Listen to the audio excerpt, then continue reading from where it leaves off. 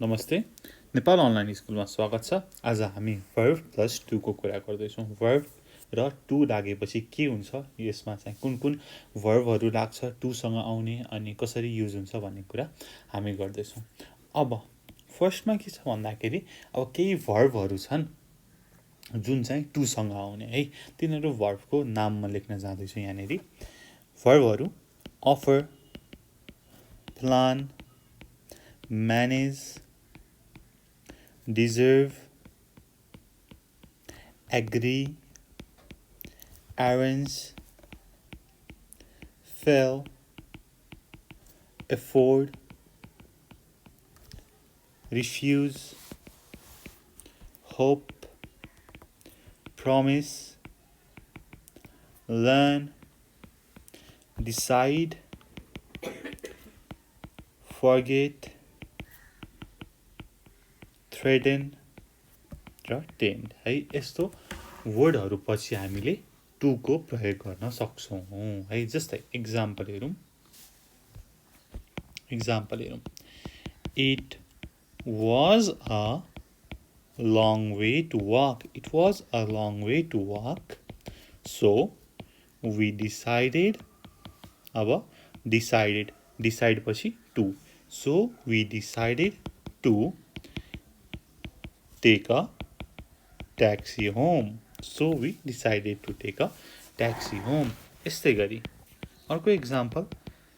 Simon was in a difficult situation.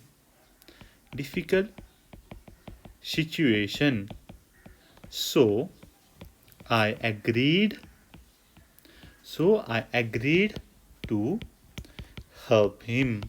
ल agree पछि के आयो त to आयो। यस्तै गरी अरू एक दुईटा अझै हेरौँ। I waved at Karen but failed to attract her attention.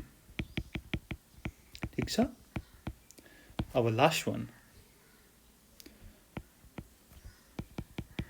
How old were you when you learned to drive? ठिक छ। अब यसमा एकचोटि हामी सर पढौँ है।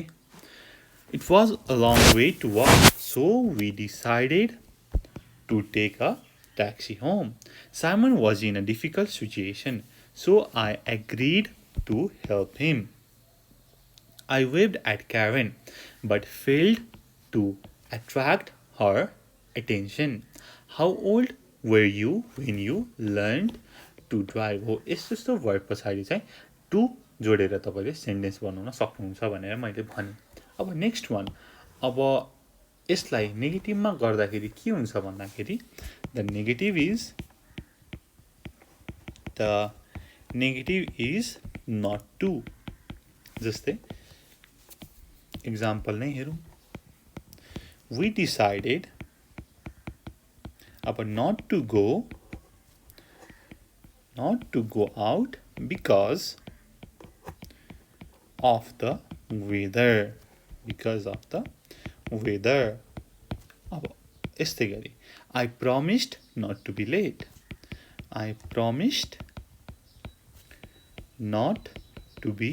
late. ठिक छ। We decided पछि not to go out because of the weather. I promised not to be late. अब यस्तै गरी हामीले के पनि गर्न सक्छौँ भन्दाखेरि योभन्दा अगाडिको भिडियोमा verb+ing को कुरा गर्दैछौँ है। हो कुन verbहरू छ त्यसमा चाहिँ ing लाग्छ भनेर हामीले कुरा गरेका छौँ। जस्तै एक्जाम्पलमा मैले थोरै लेखेँ, त्यो भिडियो छ, तपाईँले हेर्न सक्नुहुन्छ। इन्जोय, थिङ्क, सजेस्ट यस्तै अरू पनि छ है। त्यो चाहिँ verb+ing भन्ने भिडियो छ। अब यसमा चाहिँ to लाग्दैन। I enjoy reading। यसमा के हुँदैन भन्दाखेरि I enjoy to read हुँदैन। ठिक छ। ल नेक्स्ट वान अर्को एक्जाम्पल Andy suggested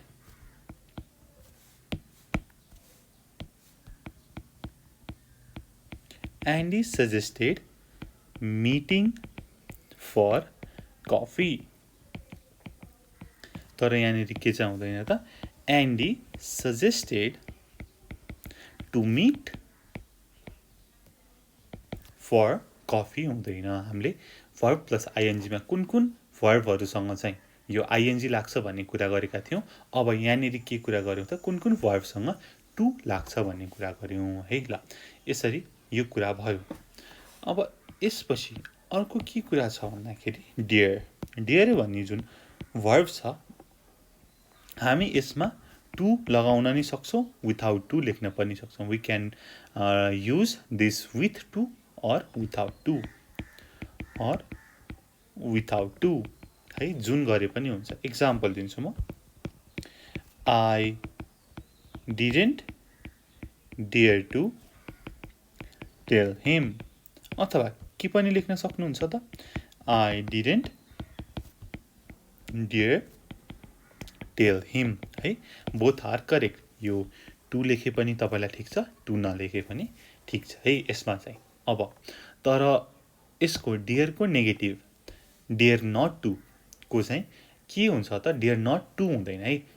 हामीले यसको नेगेटिभमा डियर नट पछि we do not use to. के रे डियर नट पछि डियर को नेगेटिभमा हामी टु लगाउँदैनौं. एक्जाम्पल नै हेरौं. I didn't tell him what happened. ठीक छ. यहाँनिर के चाहिँ हुँदैन त I didn't to tell him what happened हो. यहाँनिर टु लाग्दैन. ठीक छ. माथि हाम्रो पोजिटिभ सेन्टेन्समा डियरसँग टु पनि लेख्न सक्नुहुन्छ, नलेखे पनि ठीक छ. तर डियर नट भएपछि तपाईले टु नलेख्नु पर्छ है. त्यो चाहिँ रुल हो. अब ग्रामेटिकल रुललाई चाहिँ अब लेख्छु भन्न त पाइएन नि हैन. हो सो अब अरु हेरौं. अरु टु केमा लाग्छ त कुन भर्बहरु पछि लाग्छ होला भन्ने कुरा हैन. अब टु चाहिँ जस्तै seem, appear, pretend, claim है यस्तोसँग चाहिँ टु लागेर आउँछ. जस्तै एक्जाम्पल हेरौं. I pretended to be reading the newspaper. यस्तै गरी अर्को हेरौं. Have you seen my keys? Have you seen my keys? I seem to have lost them. I seem to have lost them. यस्तै गरी next one. She claimed not to have seen me. She claimed not to have seen me. अब फर्स्टमा हेरौं त. I pretended to be reading the newspaper. भनेको I pretend that I was reading a newspaper हो किन यो भन्नु र I pretended that I was reading newspaper. Paper भन्नु कुरा एउटै हो. भन्नुको मतलब यसलाई चाहिँ केले रिप्लेस गर्यो त यति पुरैलाई टु बी ले रिप्लेस गर्यो. जस्तै यसमा I seem to have lost them भनेको it seems that I have lost them भन्नु र I seem to have lost them भन्नु कुरा एउटै हो है. ल मैले भन्न खोजेको यो seem, appear, pretend, claim सँग चाहिँ टु जोडिएर आउँछ है. अब यस्तै गरी अर्को कुरा जस्तै अब क्वेशनको कुरामा पनि जस्तै ask, know, decide, remember, forget, learn, explain, understand, wonder है. ल यो सँग पनि टु आउने गर्छ। जस्तै हेरौँ एक्जाम्पल, वी आस्क्ड, अब question, how to get to the station. ठिक छ। After this verb you can use a question word +2। यिनीहरू verb पछि एउटा क्वेसनको वर्ड, जस्तै अब what होला, how होला, where होला, whether होला, हैन हो, यो अनि +2 देख्न सक्नुहुन्छ। माथिको word plus WH question +2। we asked how to get to the station। यस्तै गरी अर्को एउटा एक्जाम्पल हेरौँ, have you decided where to go on holiday? Have you decided where to go on holiday? भनेर भन्यो। ठिक छ हो, माथि हेर्नुस्, डिसाइड पछि WH +2। have you decided where to go on holiday? यस्तै गरी next one, I don't know whether to apply for that job or not. For the job or not। ठिक छ, माथिको नो प्लस WH +2। ठिक छ। अब last एउटा गरौँ, Do you understand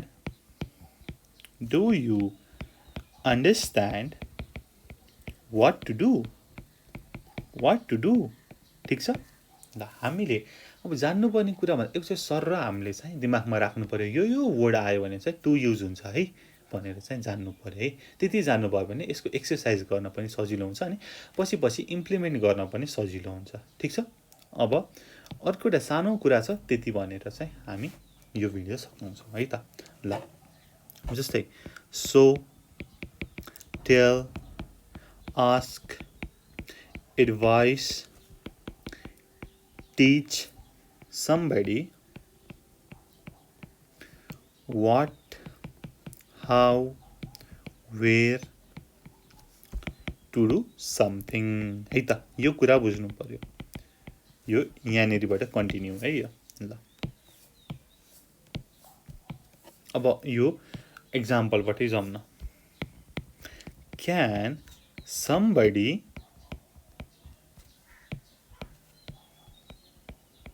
show अनि somebodyमा me how to use this camera। ठिक छ। अब next one, ask Jane, she will tell you, tell अनि त्यसपछि somebodyमा you, त्यसपछि WH what to do। ठिक छ। यो कुरा पनि थोरै दिमागमा राख्नुभयो भने चाहिँ इट विल बी इजी। अब एक्चुअली यो माथिको कुरा हेरौँ, यो हामीले अघि वर्ड लेखेको थियौँ, एक्चुअली यसलाई सर पढौँ है त। ल